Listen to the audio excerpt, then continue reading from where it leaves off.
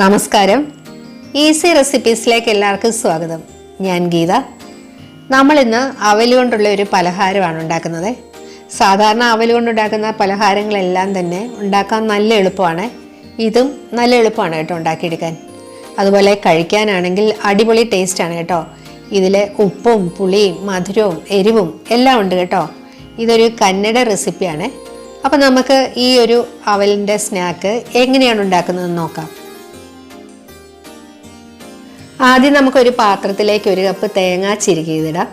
ഇതിലേക്ക് ഒരു പച്ചമുളക് ചെറുതായിട്ട് അരിഞ്ഞതും 10 ചെറിയ ഉള്ളി കനം കുറച്ച് അരിഞ്ഞതും ചേർക്കാം. ചെറിയ ഉള്ളിക്ക് പകരം സവോളയും ആകാം കേട്ടോ. അതിനുശേഷം നമുക്ക് ഇതിനകത്തേക്ക് 1/4 ടീസ്പൂൺ ഉപ്പും 1 ടേബിൾ സ്പൂൺ പഞ്ചസാരയും ചേർക്കാം.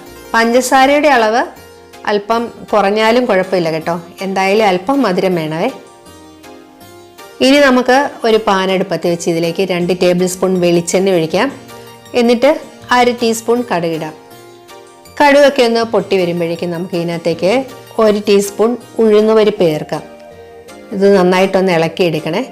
എന്നിട്ട് ഈ ഉഴുന്നിൻ്റെ കളറൊന്ന് മാറി തുടങ്ങുന്ന സമയത്ത് 4 ഉണക്കമുളക് മുറിച്ചതും കുറച്ച് കറിവേപ്പിലയും കൂടെ ചേർക്കാം. എന്നിട്ടിത് നല്ലപോലെ ഒന്ന് മൂപ്പിച്ചിട്ട് നമുക്ക് സ്റ്റൗ ഓഫ് ചെയ്യാം. ഇനി ഈ കടുക് വറുത്ത സംഭവങ്ങളെല്ലാം കൂടെ നമുക്ക് ഈ തേങ്ങാക്കൂട്ടിലേക്ക് ഇടാം. എന്നിട്ട് 1 സ്പൂൺ വെച്ചിട്ട് നന്നായിട്ടൊന്ന് ഇളക്കിയെടുക്കാം. ചൂടുണ്ടാവേ. ഇതിൻ്റെ ചൂടൊന്ന് ആറിക്കഴിയുമ്പോഴേക്കും നമുക്ക് കൈ കൊണ്ട് ഇതെല്ലാം കൂടെ നന്നായിട്ടൊന്ന് യോജിപ്പിച്ചെടുക്കാം. ഇതിലെ ഉള്ളിയും പച്ചമുളകും ഈ ഉണക്കമുളകൊക്കെ നല്ല ക്രിസ്പി ആയിട്ടിരിക്കുകയാണ്. അതും എല്ലാം നന്നായിട്ടൊന്ന് ഉടച്ചിട്ട് നല്ലപോലെ ഒന്ന് മിക്സ് ചെയ്തെടുക്കണേ. മുളകൊക്കെ നന്നായിട്ട് പൊടിഞ്ഞു വരുന്നുണ്ട്. ഈ ഉള്ളിയും എല്ലാം കൂടി കൂട്ടി നല്ല ഞെരടി നല്ലപോലെ ഒന്ന് മിക്സ് ചെയ്തെടുക്കാം.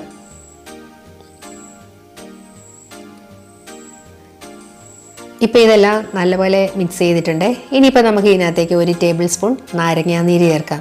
എന്നിട്ട് വീണ്ടും ഒന്നുകൂടി ഒന്ന് ഇളക്കിയെടുക്കാം.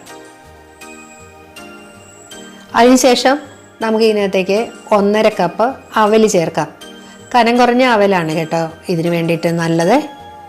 അവൽ ചേർത്തിട്ട് അതുപോലെ തന്നെ നന്നായിട്ടൊന്ന് ഞെരടി ഇളക്കിയെടുക്കണേ.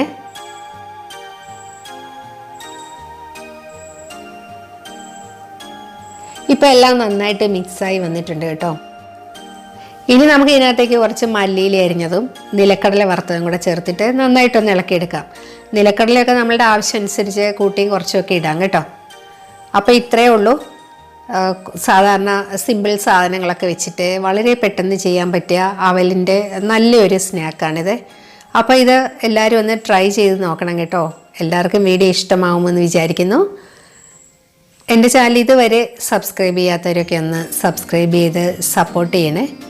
മറ്റൊരു വീഡിയോയുമായി വീണ്ടും കാണാം. Thank you.